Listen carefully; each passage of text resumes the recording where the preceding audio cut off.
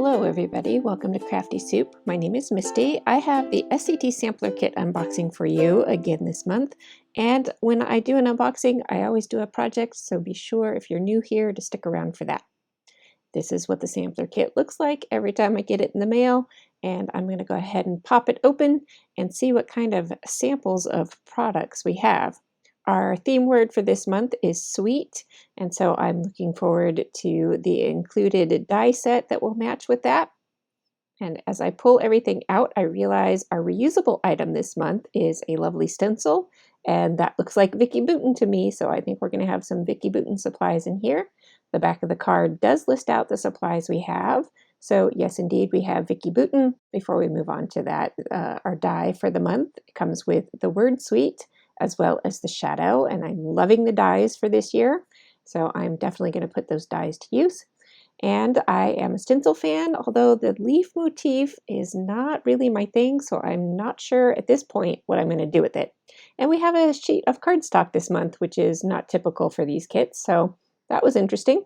And then our first product line is from Pink Fresh Studio, and I did buy most of this product line already, but I love it, so there's no problems for me to use up the extra bits that come in the kit this month.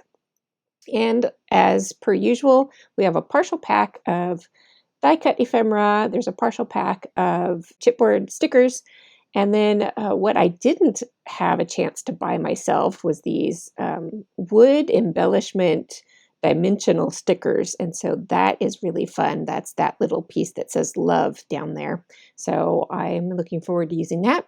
And then our 6x6 pattern papers cut down from the larger 12x12 sheets have just gone by on the screen, as you can see, and I love all of them, and that's why I bought most of this collection already.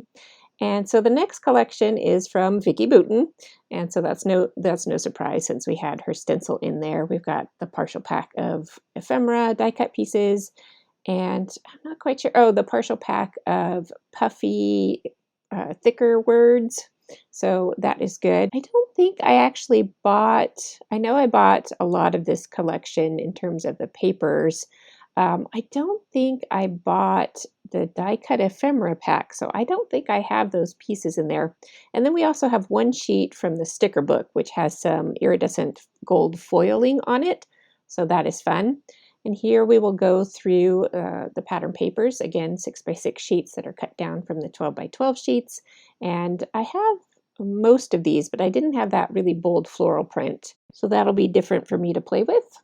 And then I think I have most of the rest of these prints.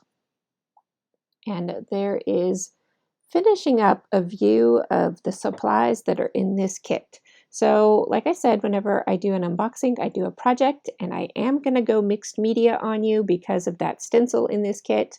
And since I'm doing mixed media, I do pull out a sheet of the Vicki Boutin Foundations paper. This is super heavyweight cardstock paper. It has a bit of a coating to it to help handle mixed media. I am going to do an 8.5 by 11 layout today, so I'm going to cut down this sheet to that size. And the Vicki Boutin paper is perforated, so I always slice that off first before I get started with anything. And because I'm doing mixed media, I could do it right on my glass mat, but for cleanup's sake, I pulled out my craft mat. And this is the product I'm using. It's a Liquitex modeling paste, and you want to look for something that says how opaque it is and how white versus clear it is, and that'll give you a better idea of what you're going to get out of this product. Liquitex has a lot of different lines of products, and a lot of them will say gel medium on them somewhere, but you want to look for that opacity as well as the color from clear or transparent to white to know what you're getting from the packaging. Let's take a pause here for a second. Now, since this stencil isn't as large as my paper, I am having to do portions of the stencil, and I will rotate it around the layout as I go. Because this modeling paste dries fairly fast, I don't have to worry too much about where the stencil will overlap the previous paste. But if it does smudge or smear, I'm trying to overlap it in places that are going to be underneath other elements of the layout. I'm also using my palette knife to kind of smooth out any weird edges. I'll use my fingers to scoop up any excess that went off the edge of the stencil or that overlaps in an odd way.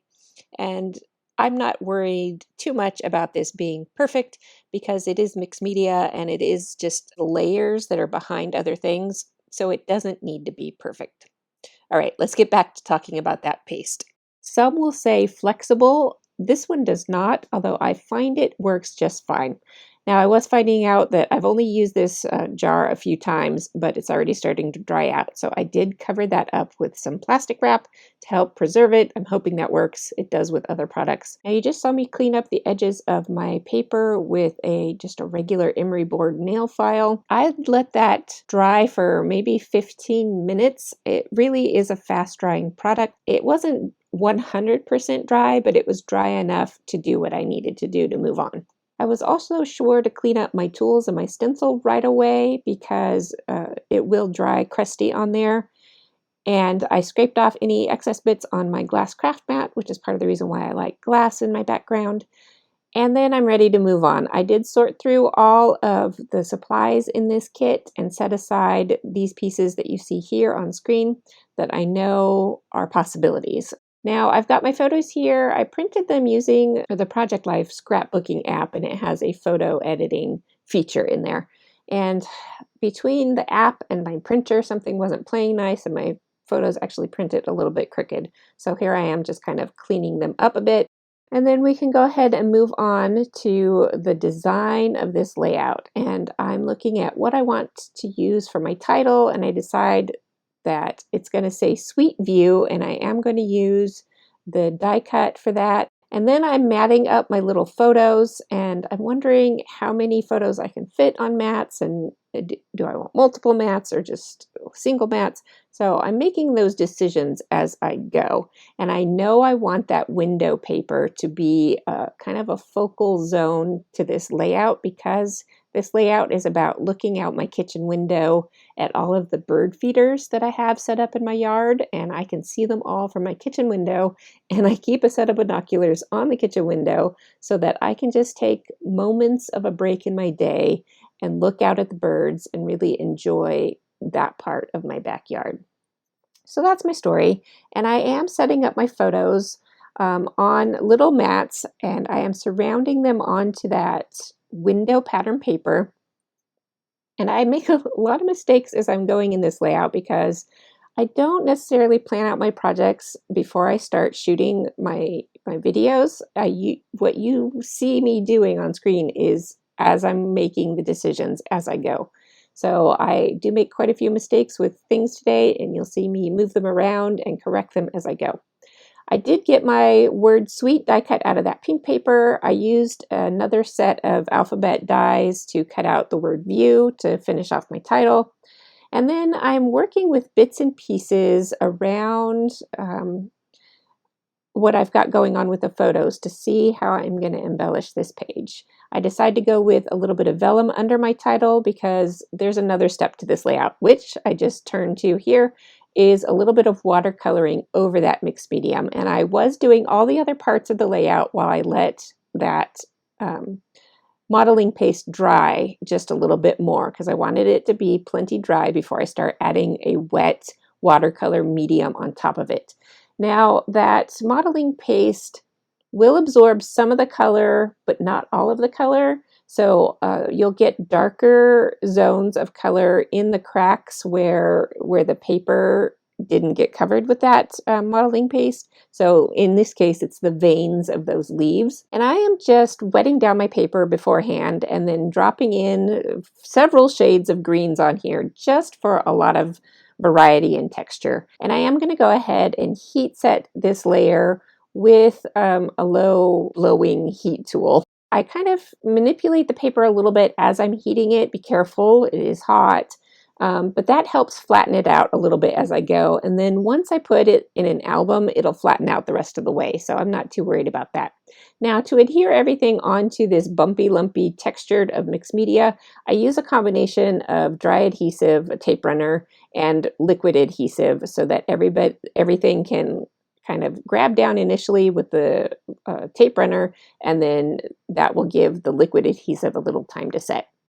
And here you see me fixing another mistake. I forgot that I wanted to have that chipboard frame highlight my favorite photo of these photos, which is the hummingbird feeder. And then since I put chipboard there, I'm adding a little bit of chipboard to the other photos. And because I do have some elements that will have, or sorry, those little banner elements that I added to the photos have a little bit of iridescent on there. So I'm adding in an iridescent arrow to help tie everything together. And then I wanted to add these photo negative frames around that center photo cluster to give it just a little bit more pop. And then I'm using this kind of banner to help draw the eye a little bit more to the title up there at the top. And then I'm adding in a space for my journaling, of course being sure to leave that window frame there in the middle open so that that is part of the story. And I go ahead and here all of that down, write my journaling, and tuck that onto my page. And that finishes off this layout. While the mixed media does take a little bit longer than just using pattern paper, this particular mixed media dries fairly quickly while I'm working on other parts of the paper. I just used a heat gun a little bit once I had that watercoloring on there, and this layout took me maybe an hour to do. I hope you got some inspiration out of not only seeing what the SCT Sampler Kit has to offer, but also seeing how you can incorporate mixed media into your projects. I love to get artful with my projects, and I hope this has inspired you to get artful with your projects. Thank you so much for watching, and I do hope you have an artful day.